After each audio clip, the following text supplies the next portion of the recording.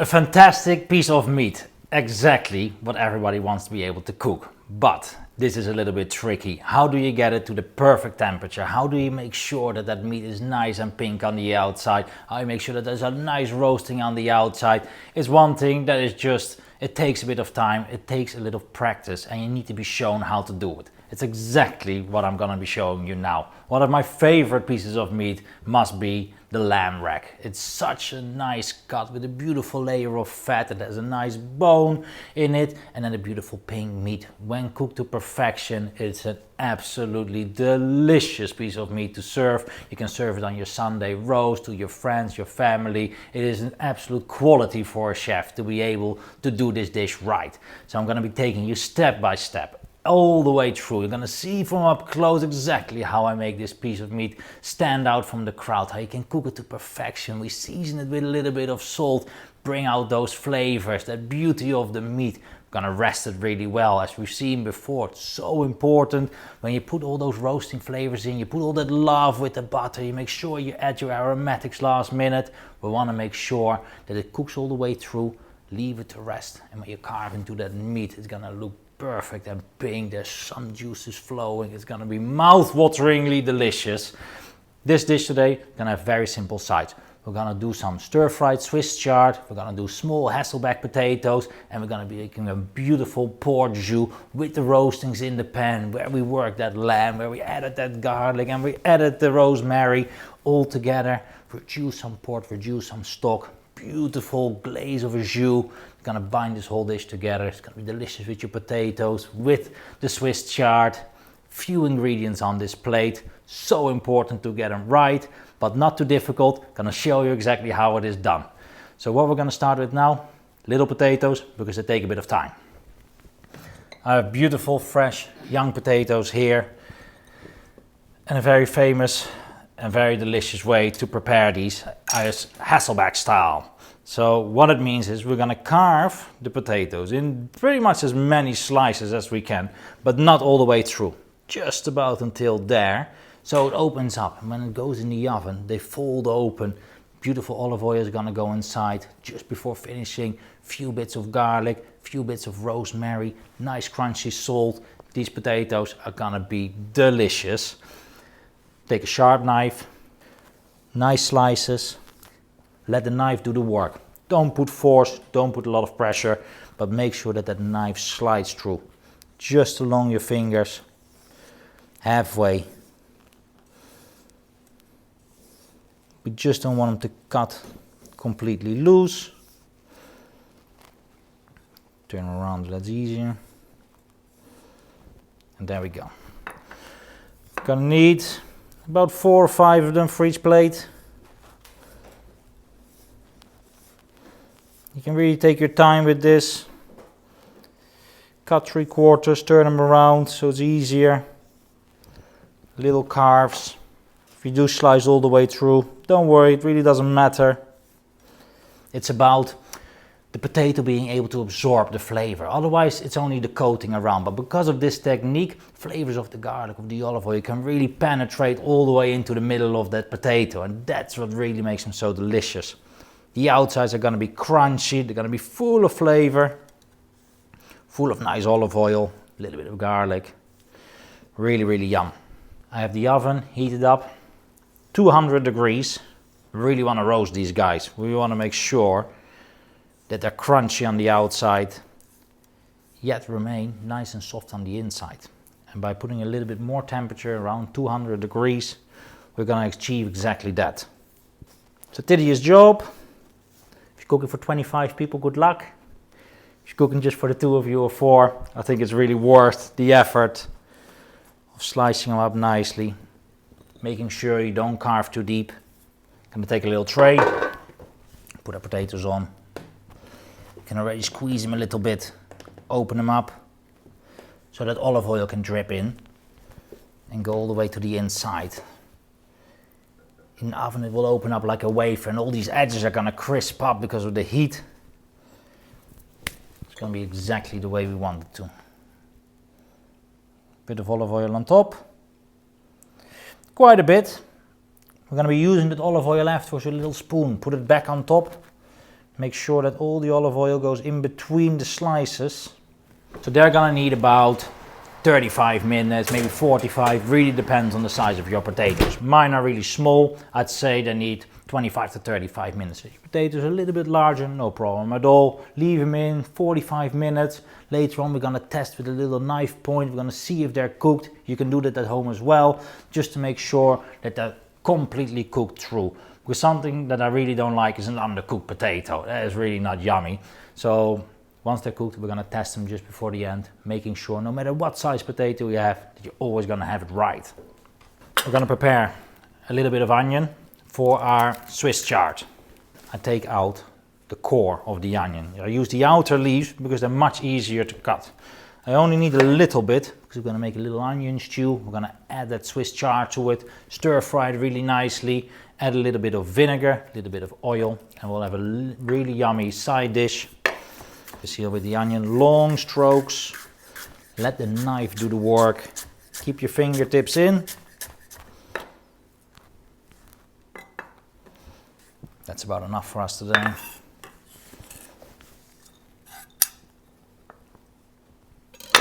All right. We're also going to be cutting a little bit of garlic. Later on, when these potatoes are almost cooked, we're going to do some really finely cut garlic on top, and we're going to finish them in the oven for just a few minutes. If you put the garlic right now, it's going to burn completely, because these small pieces, they heat up too quick, they're going to end up black, you won't taste anything, it will be a real shame. But we're going to thinly chop some really nice garlic, and then just before finishing, sprinkle them on top of the potatoes. We'll add some really thinly chopped rosemary as well, a little pinch of salt, and these potatoes are going to be a dish on their own. If you find it tricky to cut garlic because the pieces are really small, it's really fine to use a garlic press. I don't mind, as long as you get a little bit of garlic in there and not too much, as long as we can separate it over the potatoes and get the flavor really even overall. I am chopping it with a knife. Obviously I love cutting, it's a bit of a chef's thing. If you don't like to cut, you're in the wrong occupation. It's what we do most of the day. So I'll just chop this up.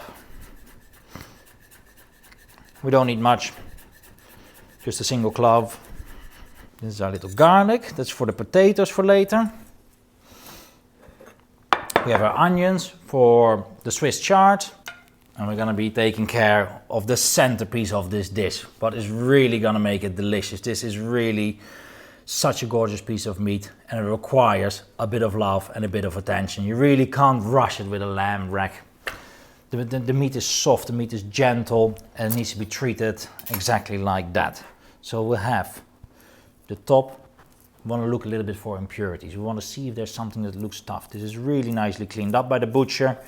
I would advise you to go your own butcher as well. Ask him to make a French cut lamb rack, nicely trimmed, but keep a little bit of that fat because all the flavor is in there. Then we want to score that fat crosswise. So we're going to score first one direction, cutting through the fat. But there's also bits where it's already to the meat, and we don't really want to be cutting into the meat. We want to make sure we only carve the fat. Tip of the knife, nice and sharp knife. If you don't have any, get yours sharpened. So we've done a whole stroke like that. We're gonna go exactly across the grain, make beautiful little squares. It's gonna look sensational when it comes out of the pan, but it's also gonna store all those delicious flavors that we're gonna be adding to the pan. When we finish it off with the butter, with the garlic, with the rosemary, it's all gonna hang in between those little squares, and that's really gonna give a kick to the flavor. Perfectly scored, wonderful prepared. Gonna add a little bit of salt to the top. Very nice and even. Always so important with the seasoning is to do it nice and even. Making sure that there is salt on every bit. Also on the bottom. A little extra here because the piece of meat is thicker. At the edge it's a little thinner, doesn't need as much. Nice bit of pepper. I prefer not to season the top with pepper because it's going to bring lots of black spots that are not going to look as pretty. Do want to get it in on the bottom. Now we're going to turn on the heat on the pan, bring the temperature up. gradually, not too hot, and we're gonna start searing the lamb rack on that fat side. And we're gonna be cooking it halfway through on one side, rendering the fat down, bringing a beautiful crispy layer to the top. Something that is gonna be just to die for. It's gonna be delicious in between the scoring. You will really see how it crisps up. And then afterwards, when you carve it, you see that beautiful pink meat with a nice layer of crunchy fat. It's gonna be mouth-watering. So we wanna bring a little bit of heat to the pan, and we're gonna season the lamb rack with a tiny bit of olive oil, just to help and prevent it from sticking, and get a good, nice, equal sear. The oil is going to make sure that everything has a nice contact with the pan, that the heat is distributed evenly, so you don't get hot zones where something is really hotly burned. The oil is going to make it really nice and even. Fat is going to be rendered down. We will get rid of that excess fat. As we've seen with the duck breast earlier, it is important that the fat that we render down will discard that. We don't want to clean the pan, we want to keep the roastings in there, because the roastings have all the flavor, but the excess of fat is not something that I love. I like to always introduce a little bit of butter, because it's yummy, it's delicious flavor, but also bind together our sauce later on. Once we do the reduction of the red port and the stock all together, that fat is going to make it an emulsion. It's going to bring a beautiful shine to the sauce that many chefs are after. That is exactly what we're looking for when we're finishing off a dish. When you roasted your meats in the pan, you reduced your stocks, you want to have that shine on the beautiful sauce that's going to be intense and yummy. So it's exactly what we're going to be doing today. There's some nice heat here in the pan.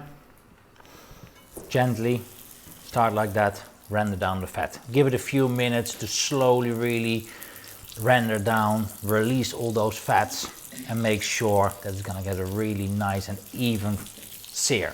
We'll have our stock, we'll have our port wine in the meantime, just to prepare. Once we're roasting the fat, things are going to speed up a little bit. Once the lamb rack comes out of the pan, we want to make sure that we introduce the wine right away, making sure that the butter doesn't burn, that your garlic doesn't burn, and reduce that down.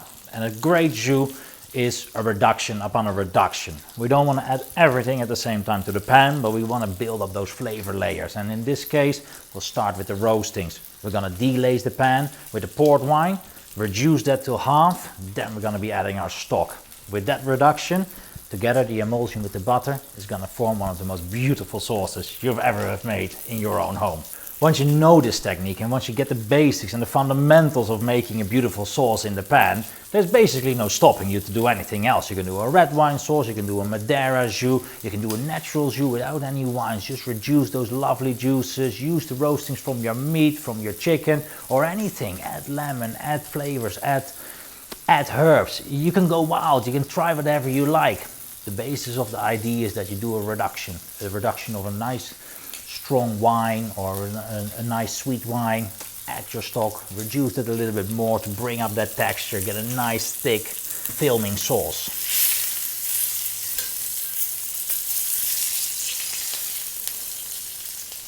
I'm gonna move it to the pan slightly. It's just to make sure that we get an even covering, that the heat distributes evenly.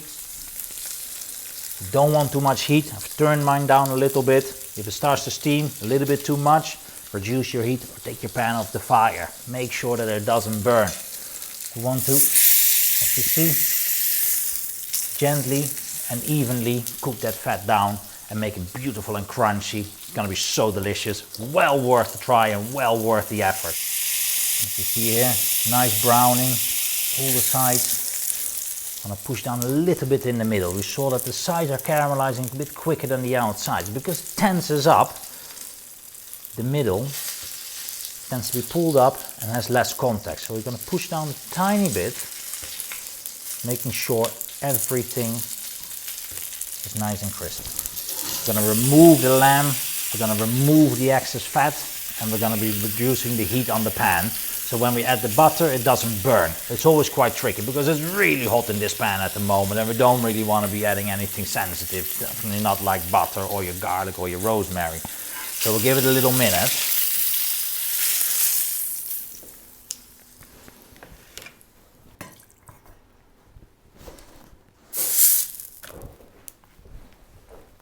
I have to get that shot again.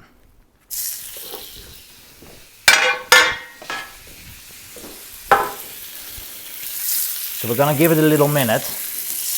Take it from the pan onto a tray. We're gonna reduce the heat, make sure that the pan cools down.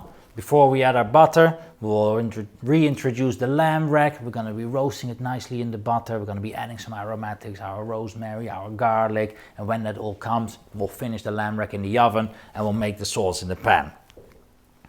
This you see, really nice and equal, really nice and brown and crisp. Gonna be super delicious. Pan's cool down a little bit. Nice bit of butter. Deglaze the pan. Go back on the fire. We do want to make sure that we keep some heat in the pan. It can't get too cold.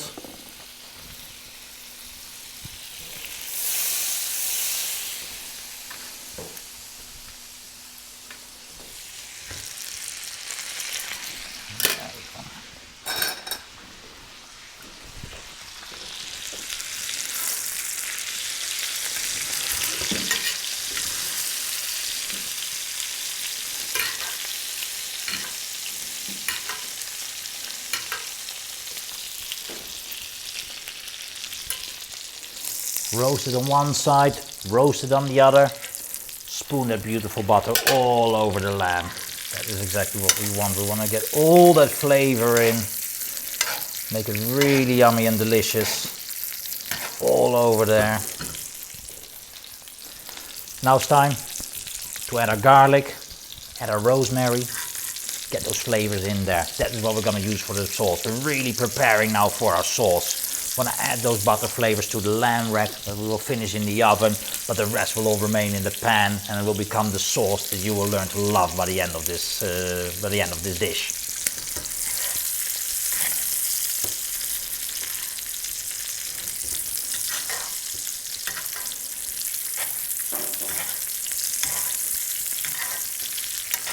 And it smells amazing in here. This is something that really makes me happy. It brings a smile on my face when the garlic and the rosemary hit the butter with the lamb roastings. This all together is really what cooking is all about. You know, this is what gets me up in the morning, what keeps you going. What is really why we're in this business. This is it for me. Beautiful roastings, beautiful flavors, Mediterranean, fresh herbs, lovely garlic, succulent meat. There is nothing not to love if you ask me. This is really the pinnacle of cooking and what is meant to be. Lamb rack is ready. That goes in the oven with a little garlic, the rosemary, reducing the sauce. We got this ready because this butter is boiling hot. We want to deglaze that pan. Reduce the heat a little bit. It's a bit hot there. That doesn't really matter.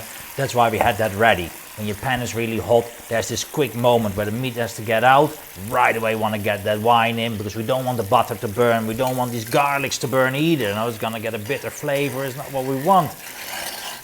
Want to make sure that they all stay exactly as intended. And there goes the sauce making. We're taking all the roastings from the side, the caramelized butter that is here on the edges. The reduced wine, the garlic is still in there. Then afterwards we're going to be adding the chicken stock and reduce it down together to a beautiful sauce. I have a little pan here ready with a little sieve as well. Also very important, because once this has reduced to the right amount, it needs to get out of that pan. Otherwise it goes too far, it gets too sticky and it wouldn't be even possible to spoon it. So a little preparation here goes quite a long way, making sure that you have that little setup. Can be a bowl, can be a small sauce pot, whatever you have at home. We want to reduce this at least by half. We put in 200 mils, we want to reduce that to 100 more or less. And then we're going to be adding 500 milliliters of great quality stock. Try to get the best you can buy or make yourself, but that is a lot of work. I can imagine you don't really feel like, but me at home, at least I always have 2 liters of chicken stock in the freezer. It goes really great to make a batch, make 2 or 3 liters, freeze it up in little boxes, put it in the freezer. It's great for when you make your risotto, but by far the best it is when you're making sauces, because we need those bones and that gelatin from the real chickens to give that consistency in the sauce and to give that texture that we really want to get. If you don't have, butchers often sell great quality stocks. You can get them online. And when you do buy them in the supermarket, get a top shelf one. Make sure that it's fresh from the fridge.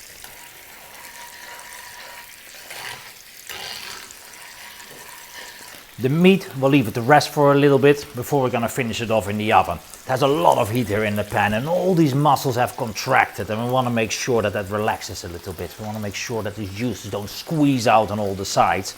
So after the pan, 6-7 minutes of resting, and then we're going to finish it in the oven on 170 degrees slowly until we have a perfect core temperature that I'm going to be showing you once again with our little thermometer. We're going to try the middle. We're going to make sure we get it right.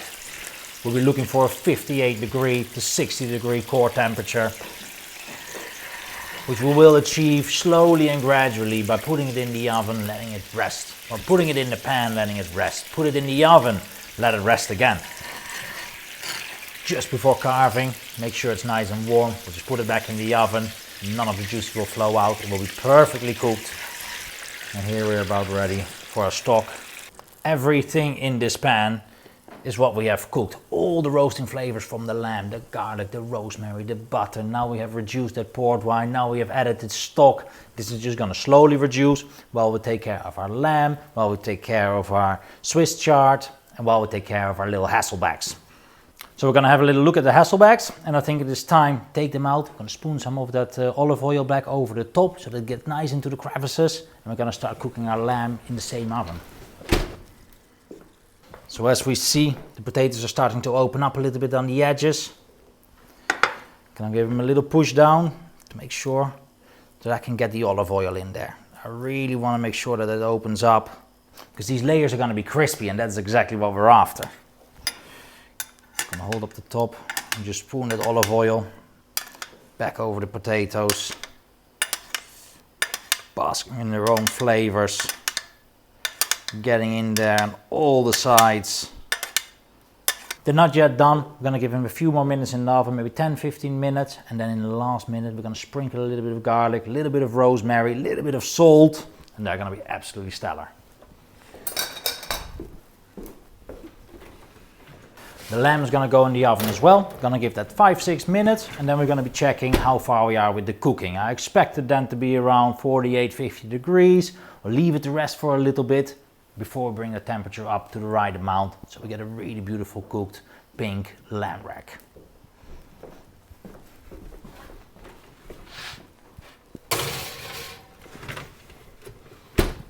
And then all we have left to do is prepare our Swiss chard. So we already cut our onions, we have a little bit of olive oil, we have our Swiss chard nicely washed, pick the perfect leaves.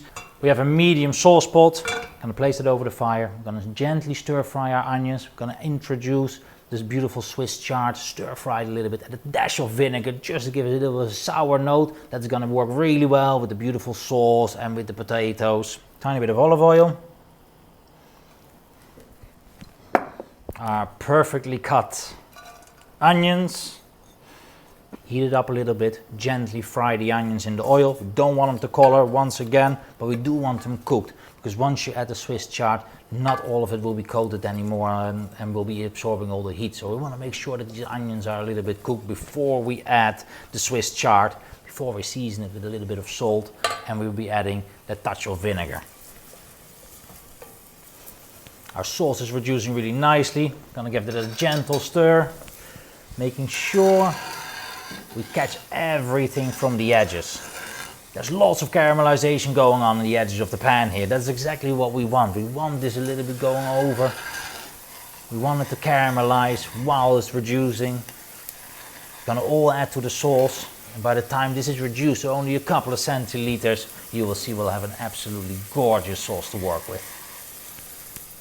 It's gonna take a little bit of time and you're gonna have to be patient when you're making your choux. Like reducing takes time and takes patience, but when it's done correctly, the results are absolutely amazing.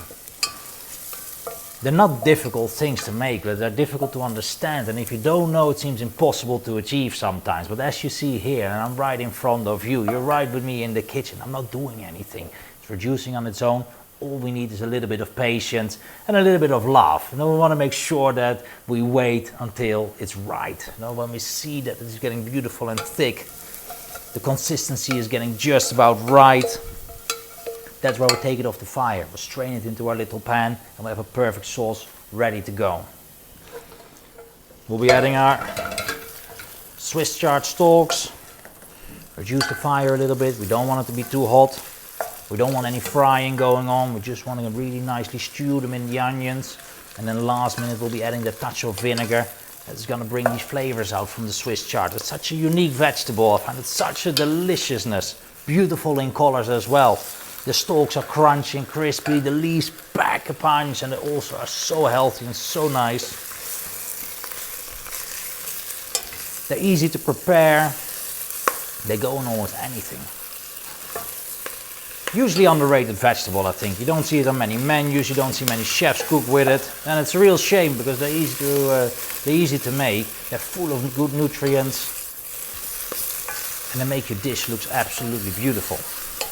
You want to be careful with the spoon that we don't break the leaves. I like to use wooden spoons just to make sure that I'm not cutting into the leaves. I want to leave them nice in their original shape, so when we eat them we can see, we know what we eat. It's a beautiful product straight from the land. It went into the pan, it ends up on your plate. All the flavors are there, its whole body is there, like everything is right there. It's real food to me. Not overly prepared.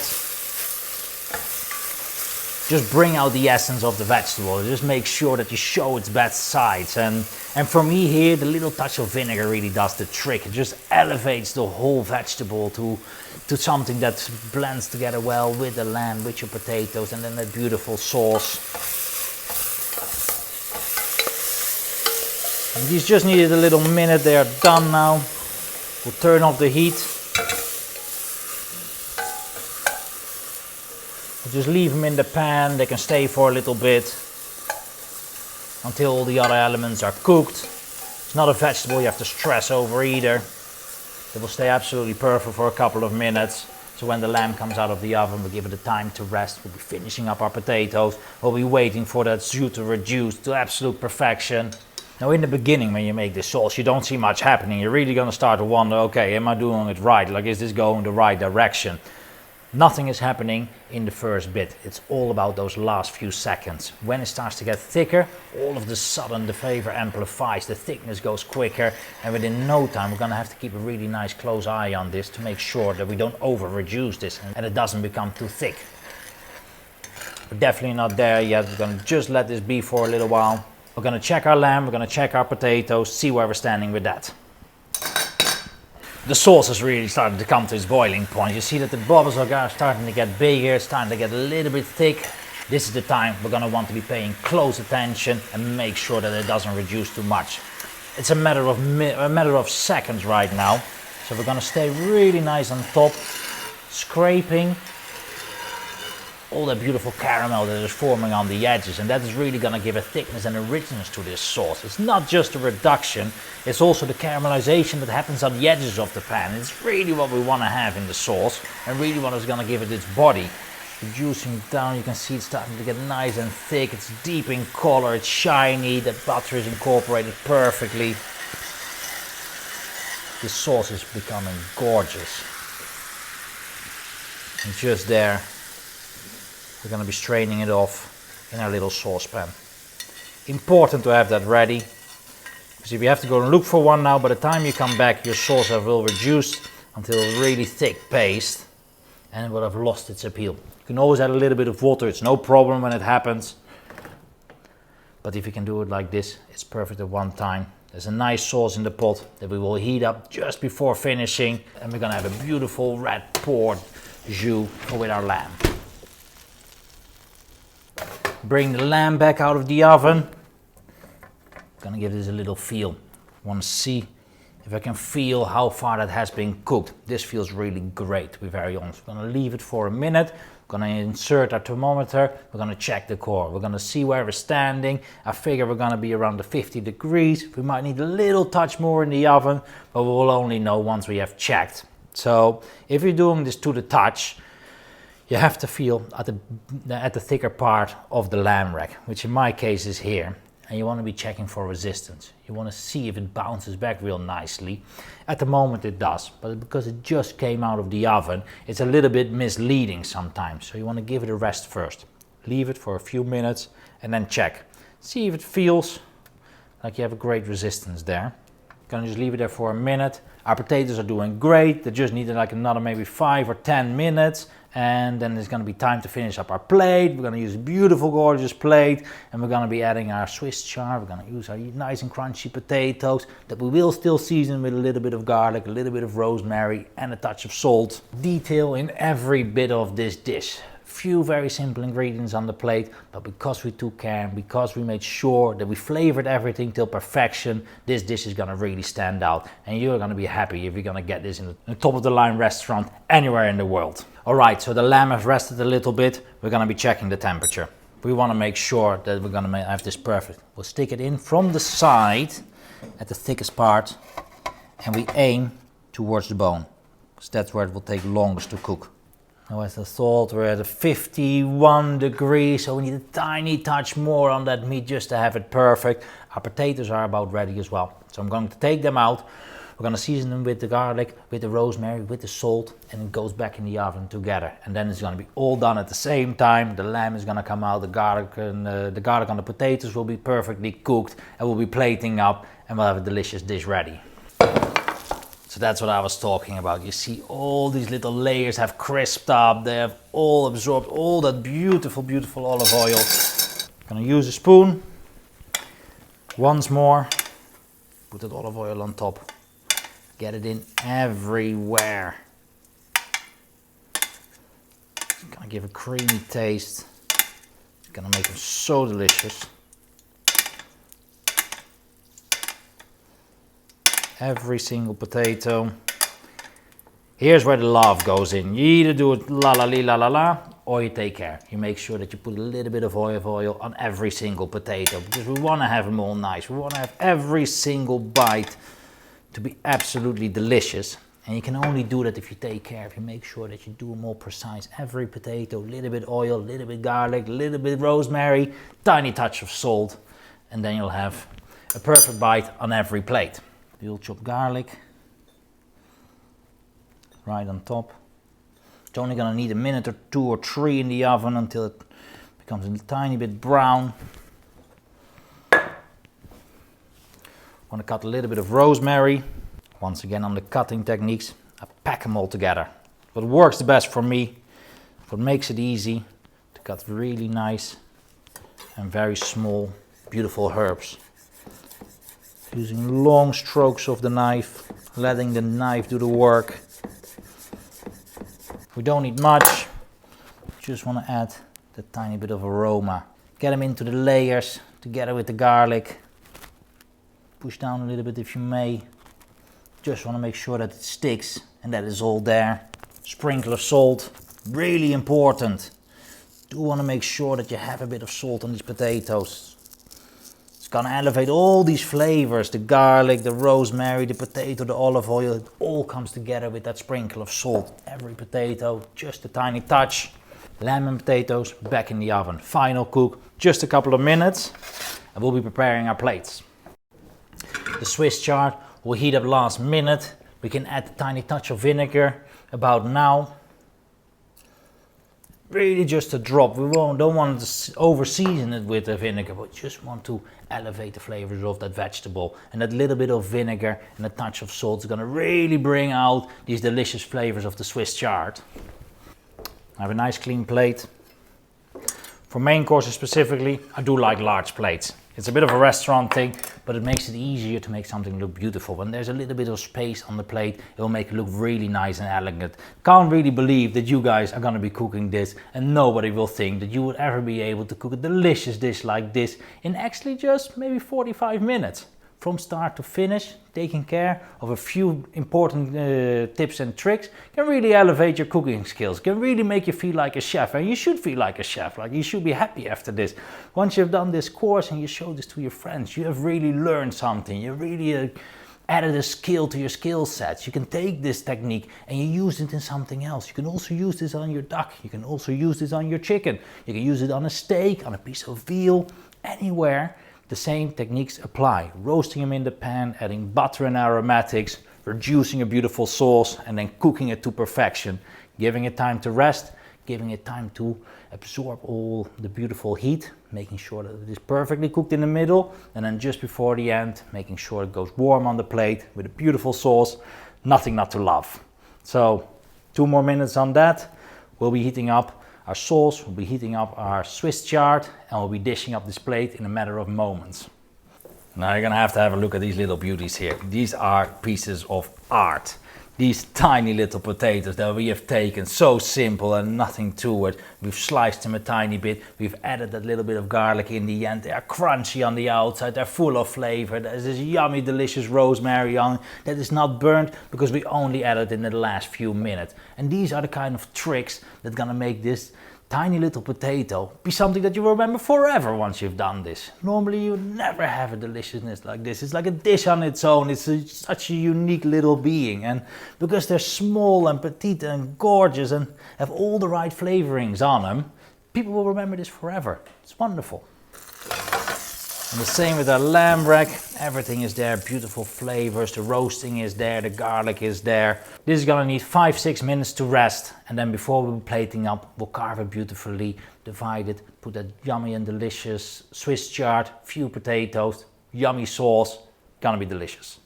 Whilst the lamb is resting, we're gonna do one more try on our temperature. We wanna see where we are at, we wanna see if we are perfect. 58 degrees, 60 degrees, that's what we're looking for here. I'm gonna stick that in to the back of the bone. Want to stick that in to the back of the bone, making sure that we're at the perfect temperature. Want to get it right into the middle, but not too far down. A few more minutes to make sure that we relieve the tension of those muscles, to make sure that it's beautifully rested, that once we cut into it, the juices won't flow out, because we want to keep it inside. We've taken so much care with this lamb to make sure it's perfect that we don't want to ruin it now. We're just going to have to wait a little bit, take our time, and once this is ready to cut, we'll be ready to plate up. All right, so our lamb is beautifully rested, our potatoes are ready, our sauce is done, our Swiss chard is done, we are ready to plate up. We're just gonna heat up the Swiss chard, we're gonna heat up the sauce, potatoes, still nice and hot. We're gonna be using gentle heat now to heat it up, we don't need to cook anymore. It's just to give it a final touch of warmth, and then we're gonna be putting it on the plate. We're using our tongs, chef's best friend, use them for everything. We even walk around with it when we're off.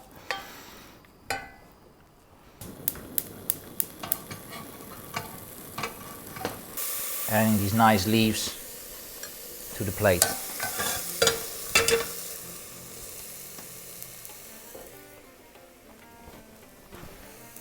I love the colors of these stems, that just look so beautiful. They're crunchy, they're full of flavor, they got the vinegar in there, the onions. Gonna be adding our potatoes. Gorgeous little things. Carve into that, in between the bones. Now this should be quite easy, but you have to follow the lines. The bones are running this direction, so you're gonna wanna be cutting the same direction as the bone. Otherwise you're gonna end up on the bottom.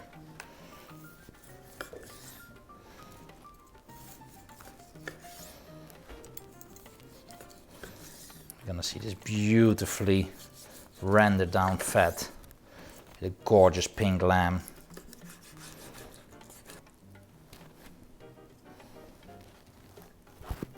There we have it. Little sprinkle of salt just on top.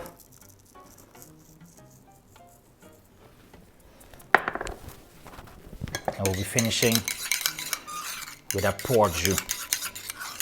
Beautiful and thick, dripping on the sides. Really gives you the ability to dress this up nicely. I like a bit of sauce, so put a couple of spoons on there. You made it, it's there to eat, it's there to love. But this is what it is. We have a beautifully roasted spring lamb rack with Hasselback potatoes and sauteed Swiss chard.